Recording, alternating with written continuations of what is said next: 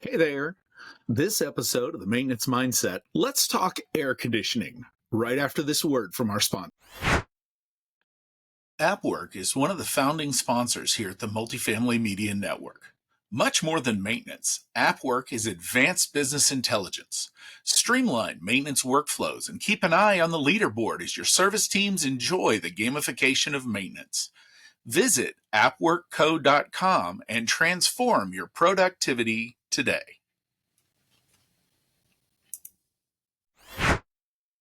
Okay, so it's the middle of summer.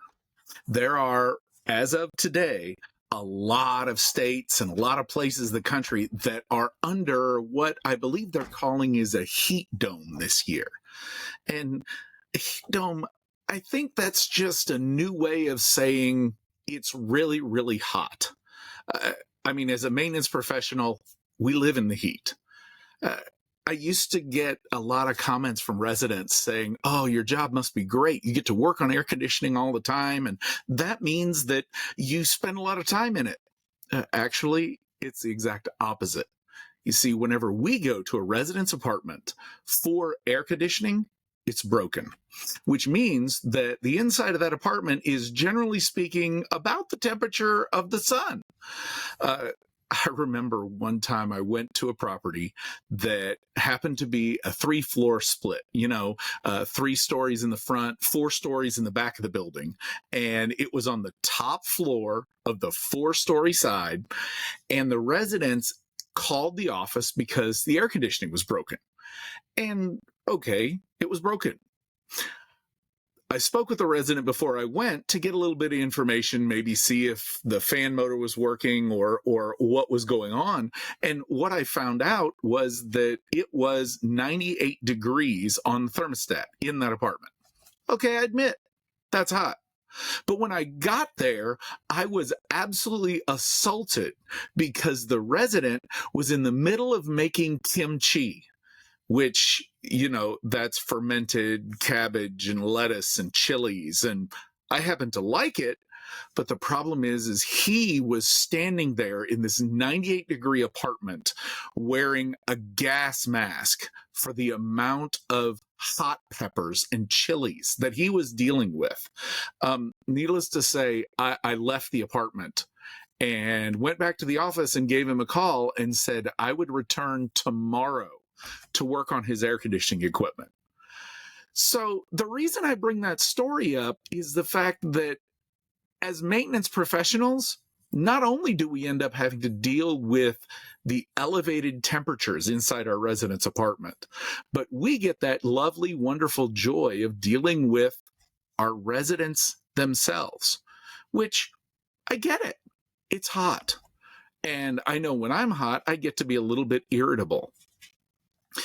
But a portion of doing the job of fixing the physical equipment where air conditioning is concerned is understanding that we're going to be dealing with our residents. So let's talk today about what air conditioning actually is, and hopefully do it in a way that we can get our residents to understand what's happening, what is expected to happen, and how, when what is actually happening doesn't meet expectations, we can do some practical things to make it better. So the very first place that we have to start when we look at air conditioning is having an understanding of what is actually occurring. And by that, we need to understand of what the end goal of air conditioning is. Now, when we begin by talking about air conditioning, often what is thought of is just the cooling properties. In other words, the equipment that is used to regulate the indoor airspace in the middle of summer. If we take it one more step, though, when we talk about conditioning air, we're actually including what goes on in the winter. By that, have you ever thought about the fact that when we run a furnace or a heat pump or strip heat, or even plug in a heater into the wall, one of those local heaters that has the heating element that runs through it, we're conditioning the air in those cases as well. So in the broadest terms, air conditioning is not only cooling. There's actually more involved. And when we begin talking about air conditioning, it's that more involved that we need to have an understanding of. You see, air conditioning is not only dealing with air temperature. As a matter of fact, when we begin looking at air conditioning, we're doing one thing. Well, in a residential environment, we're attempting to do one thing. You see, the original air conditioner, the first air conditioner, happened about the turn of the century, early 1900s, by a gentleman whose last name you may know. Carrier. That's right. He was a real person. And you see, the very first, or one of the very first recorded uses of air conditioning in modern times was not to cool a living space for a human being. It was actually used to control the indoor environment for a printing company. What was happening was they were having to waste a lot of paper because the paper would swell due to the excess amount of moisture in the air. And when you're running paper through the printing press at that time, the printing press had to be adjusted based on the thickness or thinness of the paper that was running through it. So Carrier, Willis Carrier, actually went in and designed a system that would control moisture. And that moisture control allowed for less paper to be thrown away and better print runs on that printing press. So you see, in that example, an industrial one, air conditioning wasn't making it livable for a human being. It was actually a part of a commercial or an industrial process. Now, the equipment that we use today is based on the exact same properties that Carrier had. The difference, though, is the application. You see, for our residents and at our properties, the equipment we use and what we classify as air conditioning, especially this time of year, has one job.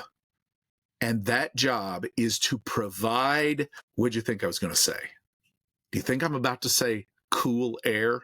Well, that is actually where we begin with a misunderstanding. A lot of people think that air conditioning just makes cold. As a matter of fact, it doesn't do that. That's another topic for another day. The job of air conditioning equipment, at the end of the day, its ultimate purpose and how it's designed and engineered is to provide comfort. That's it. Comfort. Now, comfort is made up of 4 or 5 different traits.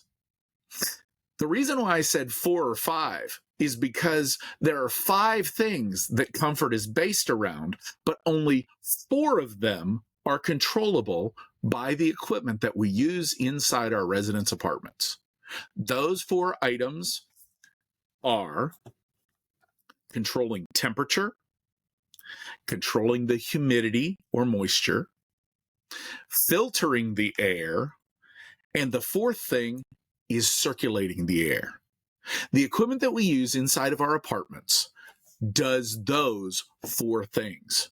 And as a matter of fact, when a maintenance technician ends up going to a residence apartment in order to solve a problem with the air conditioner, that's what they're going to fix. Those 4 items: the ability to adjust the temperature, the ability to circulate the air, the ability to filter the air, or the ability to adjust the moisture. And all 4 of those areas are what the physical equipment does.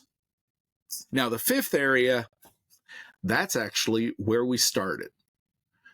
Because the 5th area is what our resident looks to see, or what they want.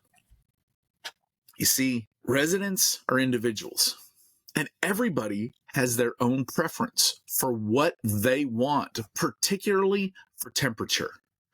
And the reason why temperature becomes such a sensitive topic for our residents is because that's the only variable that we actually give our residents specific control over.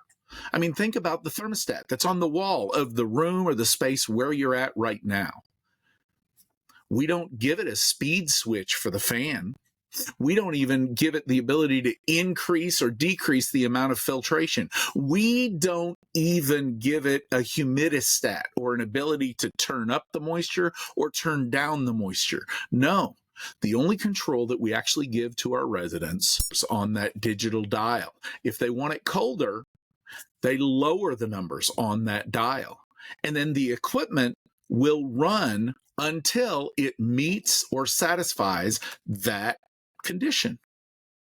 So in the mind of our residents, intentional or not, to our residents, it's all about temperature. But the reality is there's a lot more going on. Depending on how much moisture there is in the air, actually has a huge amount of comfort on there. Now, over the years, traveling around the country, I've had the ability to go in 48 out of 50 states. And a frequent destination of mine seems to be the West, Texas, Arizona, the Las Vegas, the Nevada, the desert states. Well, here's the thing. Whenever I'm talking with friends and we discuss the fact that I'm going to a desert, they always point out the fact that at least you're going to a dry heat. So here's a question for you, and I actually want you to think about this a second. I'm going to pause after I ask it so you can give me your answer or think through your answer. The question I have for you is, which is cooler at 105 degrees? 105 degrees wet or 105 degrees dry? Which is cooler? They're the exact same. A little bit. I think you'll catch my point. Which one feels cooler? 105 degrees wet or 105 degrees dry? Chances are your answer or what you're thinking of is the 105 degrees dry. And the reason why is because your body's air conditioning system actually works more efficiently at 105 degrees dry. And the reason for that is that your arm, the sweat on your skin actually evaporates faster. And it's that evaporation, that changing from liquid to vapor, that change of state carries temperature away from your body so you feel cooler. That moisture gives you a different. Actually, that's where I want to start our discussion today for air conditioning and the understanding of what our maintenance technicians do when they go to work on an air conditioner. So we've got 4 areas that we control. I'm kind of disregarding the last one for a resident because I'm a maintenance technician. I fix and maintain equipment.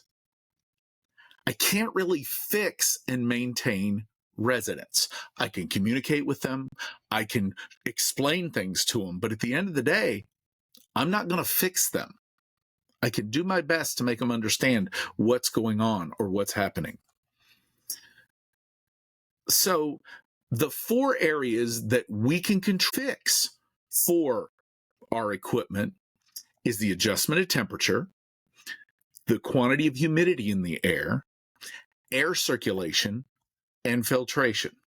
Now, which of those 4 areas do you think is the most important area? And by that, the reason why it's important for us to start there is to figure out what we should begin diagnosing. Our sponsor today is AppWork.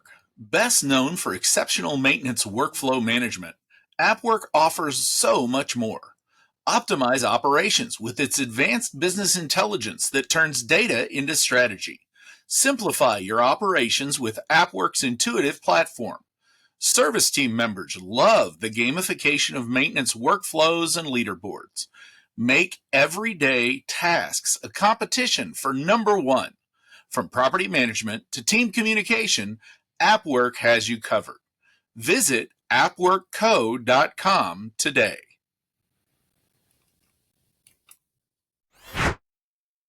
Because if something is most important, that's where we start.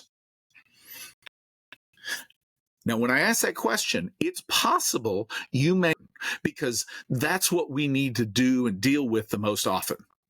Have a preventive maintenance plan, or we need to replace the filter in our residence air conditioning system. Well, the only reason why we need to do that is to actually assure and ensure that we are continuing the most important thing, and that is air circulation. That's right. Air circulation from an equipment standpoint is the most important factor. We have to begin there. And if we are not verifying air circulation, we can't do anything else with this equipment. In other words, if air is not moving through our air conditioning equipment, we can't effectively adjust the temperature up or decrease the temperature down. We can't even filter the air if we're not circulating it, let alone the fact that we can't even change the amount of moisture that's in the air. Think about a ceiling fan inside a room. I mean, inside the room, all we do when we turn that ceiling fan on, if you happen to have one, all we're doing is just moving around the air inside the room. There's nothing about that ceiling fan that's adjusting any of the other factors, filtration, temperature, or moisture. It's just moving the air. And yet, one of the most commonly known large fan manufacturers, a company by the name of Big Ass Fans, I love the name.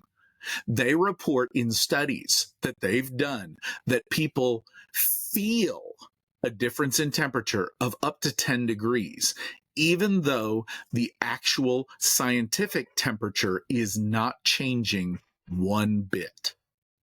And all that's happening is we're just moving the air. So at the very least, we have a psychological effect of air circulation. This is why we begin every single work order with an understanding that the most important part is getting that air moving. Now, all of these factors, the four things that our maintenance technicians should be looking at when we go and respond to an air conditioning service request: temperature change, air circulation, filtration, and moisture control. These four things, when balanced together, go to what ASHRAE states is comfort.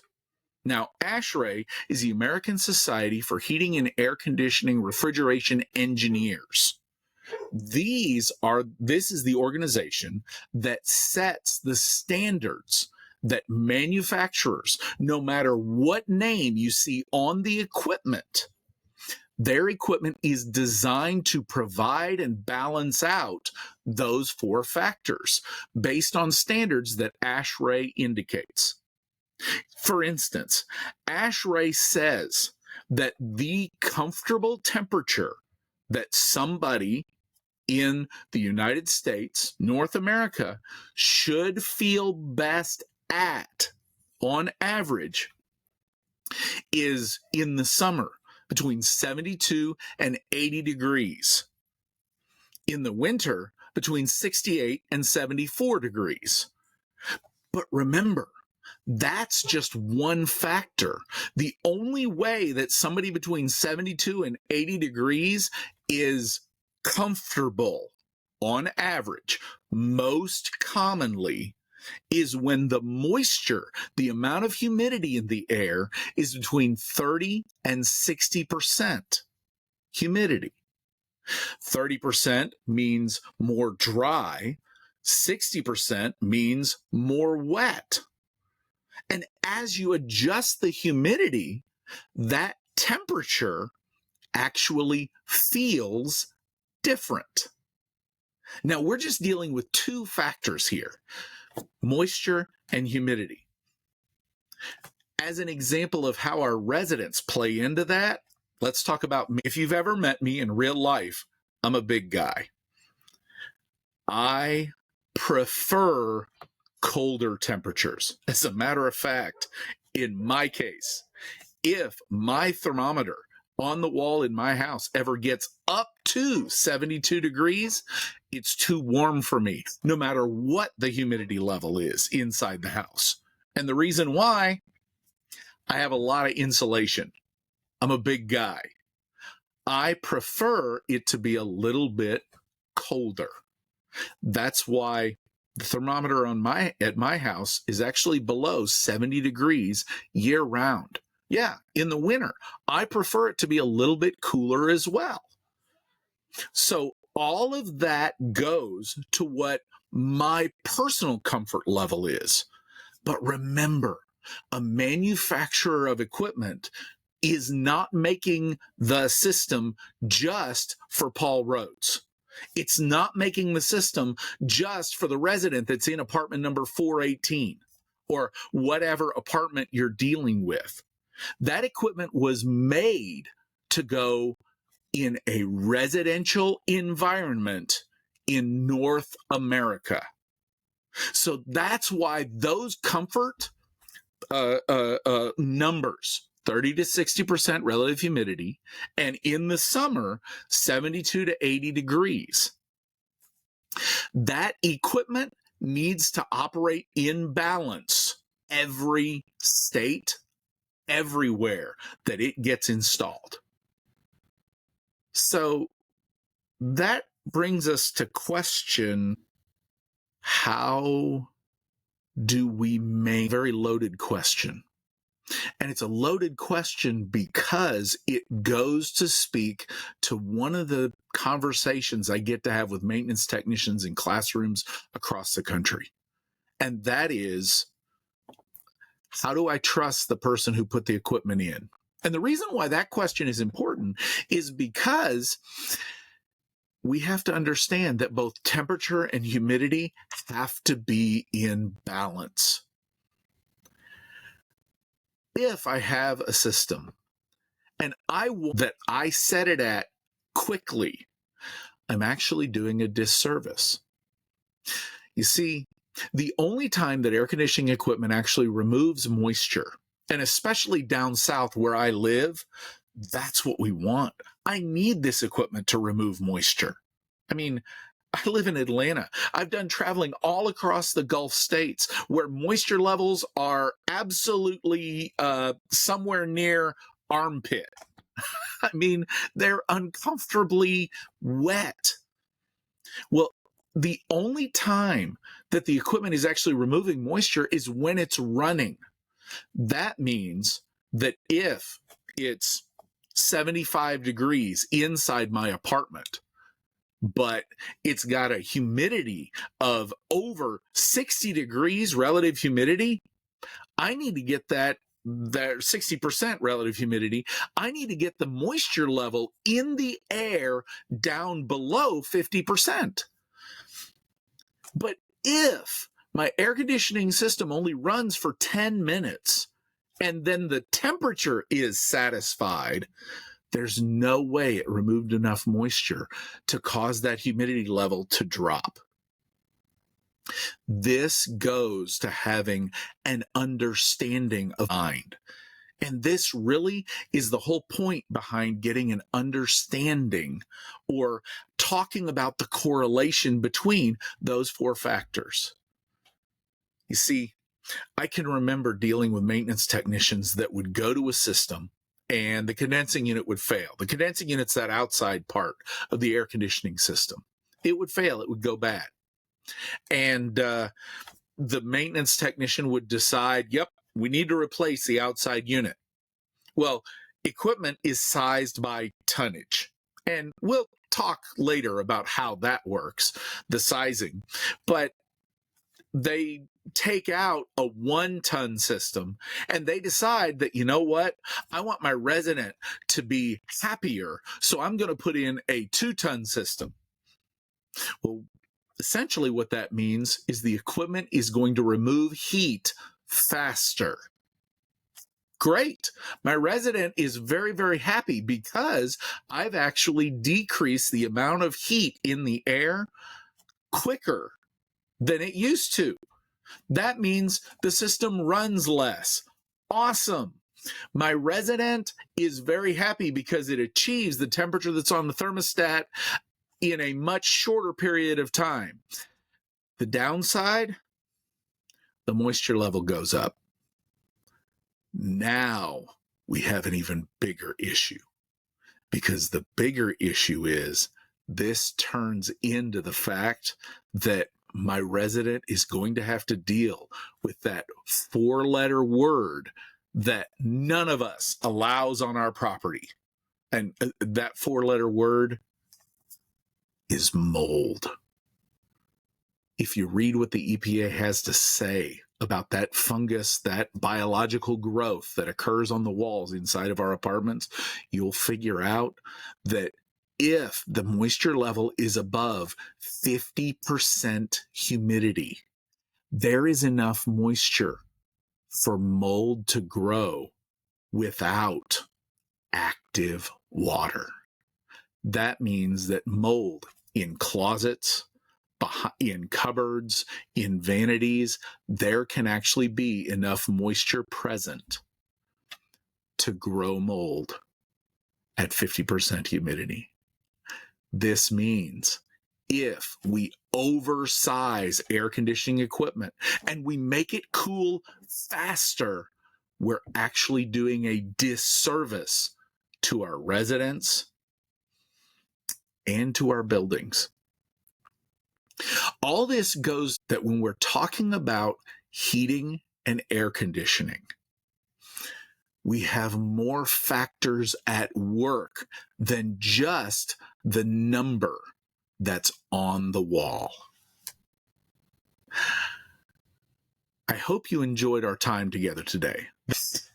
It's one of those topics, as a matter of fact, that is a signifier for the apartment industry, especially when in hiring.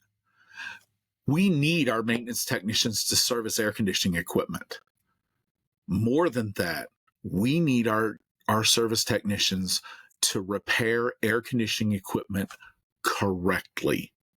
And the only way that happens is with an understanding of how this system works and how all of it correlates. Thank you for joining me today on the Maintenance Mindset. I'll see you somewhere.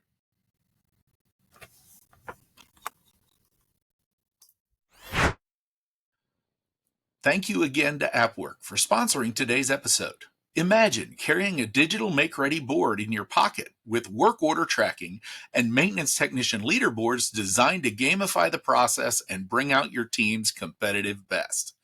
AppWork offers solutions to headaches that have plagued the multifamily industry for decades. Visit www.appworkco.com today.